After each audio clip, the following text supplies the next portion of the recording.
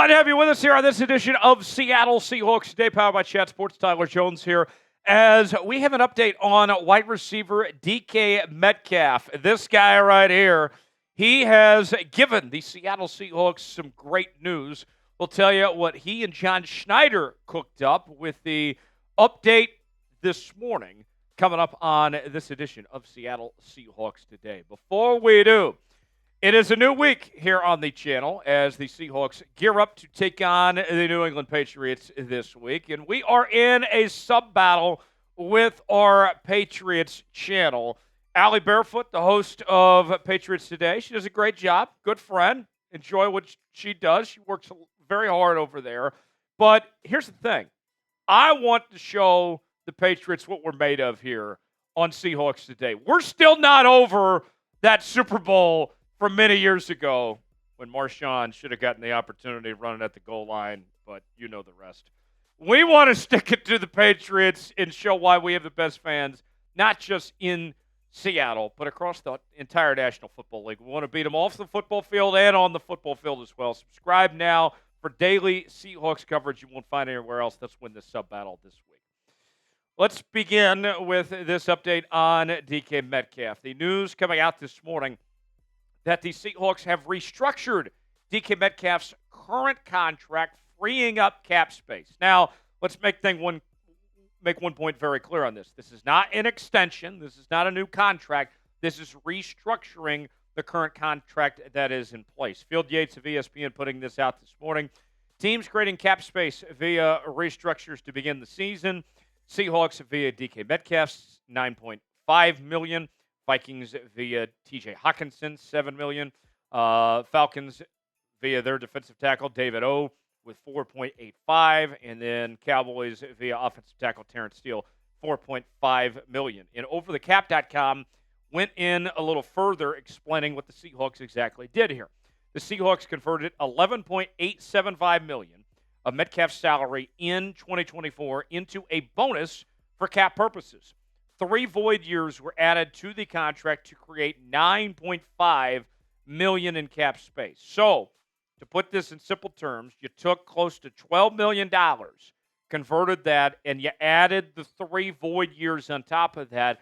That puts the Seahawks cap situation at $13.241 million that they have to work with now.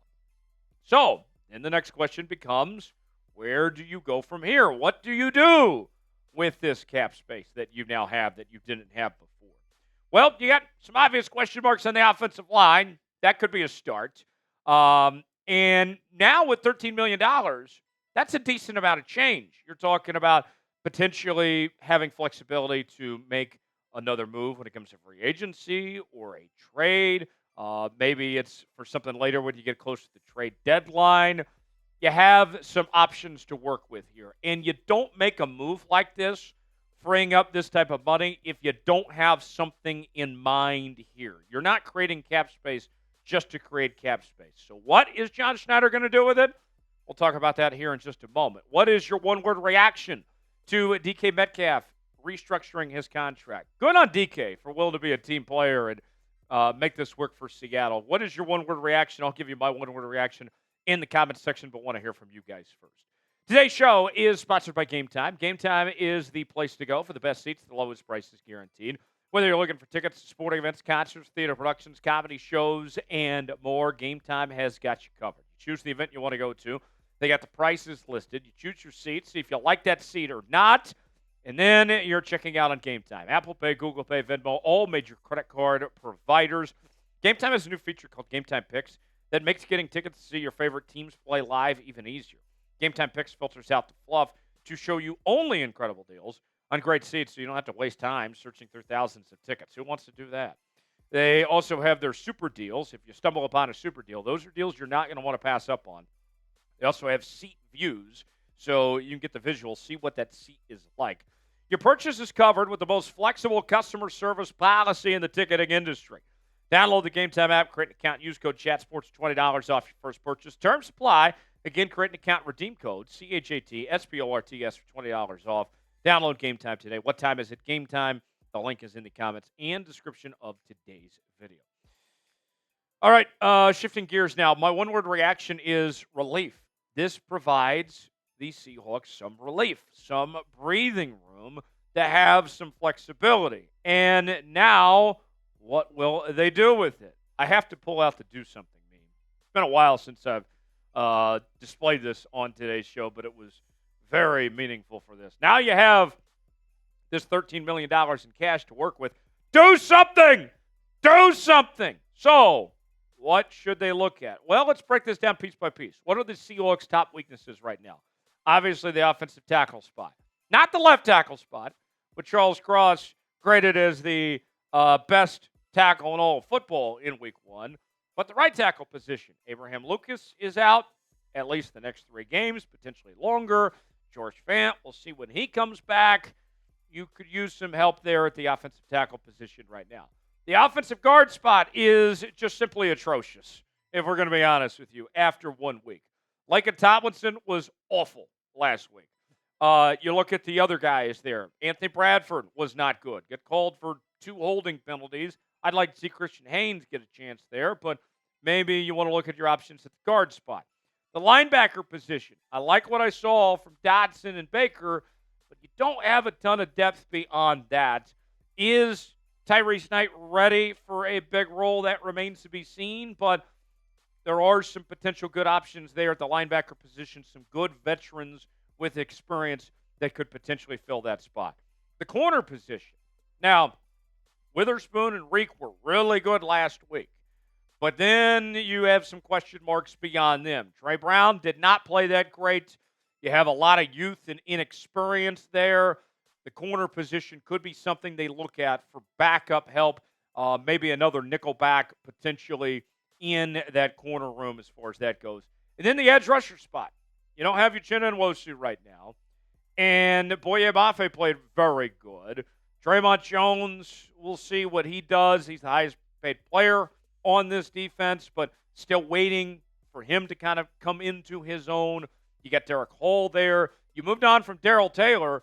Darrell Taylor just had a big game for the Bears. He had 2 sacks and a forced fumble, so it wasn't great to see him do his thing there. So maybe you're looking at some potential depth pieces. But those are the things that come to mind when you think of this $13 million right now. But even with that said, if we're thinking big picture here with the $13 million, it's not necessarily that the Seahawks are going to use that tomorrow. It's not like they just got a check for $13 million and they're going to go run to the bank and go cash it tomorrow and start to spend it from there.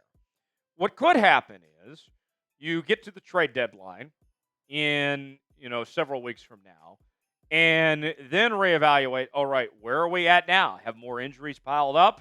Are there guys struggling? And then maybe you sit back there and evaluate the market and say, all right, let's make a trade then. Or it could be, do we take care of one of those weaknesses that are there right now and go sign a free agent? You have it in your back pocket, that money's sitting there, and now you have that flexibility to potentially make that move whenever that time comes. But I would expect, folks, that whether it is the trade deadline or whether it's with one of these immediate needs, that the Seahawks are going to use that money. They're not just going to let $13 million just sit there for nothing. So, who's a player the Seahawks should add right now? Weigh in, let us know. Who would you like to see added to the roster, whether it's via trade or free agency? Chime in, let us know what comes to mind. Now let's go back to DK for a moment as far as the restructuring goes. As mentioned, not an extension, not a new contract, just moving some money around. But what it does signal is that DK isn't going anywhere, and nor should he go anywhere for that matter. DK Metcalf has been fantastic, been one of the top 10 receivers, I think it's fair to say, in football over the last several years, coming off a very strong campaign in 2023 with over 1,100 yards, 17 yards of reception, and 8 touchdowns. We don't know what the future holds for Tyler Lockett. JSN, they're hoping, develops into that number 2 receiver, but DK Metcalf is arguably the face of this franchise right now. And I know that some people have talked about, should you trade him? Should you move on from him? Basically, this completely rules that out now, because what they have done now with this situation here is they will basically have to re-sign Metcalf to a long-term extension before his non-void years expire after 2025. So what they've done is they've said, yeah, DK, we're going to keep you and we're going to pay you. And they've also put a deadline on themselves now of when they have to get this done. They have to get something done before those non-void years kick into effect. And the sooner they do it, potentially the better for the Seahawks. As you can see, the wide receiver market, for what these guys are getting paid, it is going up astronomically right now. Justin Jefferson getting that $35 million, A.J. Brown getting paid, St. Brown, among others here. I mean, it is not cheap to pay wide receivers right now. And the longer the Seahawks go with waiting to pay, DK Metcalf, the more money he is going to cost. And especially if he has a big year again this year, then he's going to command more next offseason. So the Seahawks could be looking to get an extension done potentially sooner than later. That way they're not paying more money down the road. What do you guys think? Should the Seahawks extend DK right now? Is now the time to do it? Type Y for yes. Type in for no. Let us know if you think the Seahawks should take care of DK at this point in time. For continuing Seattle Seahawks coverage, subscribe now to Seahawks Today for the latest happenings on your favorite team each and every day. We're going to be live on Wednesday afternoon. We will see you then. Got our watch party coming up at the end of the week as well. Lock us in. Subscribe now. I'm Tyler Jones. We'll see you next time.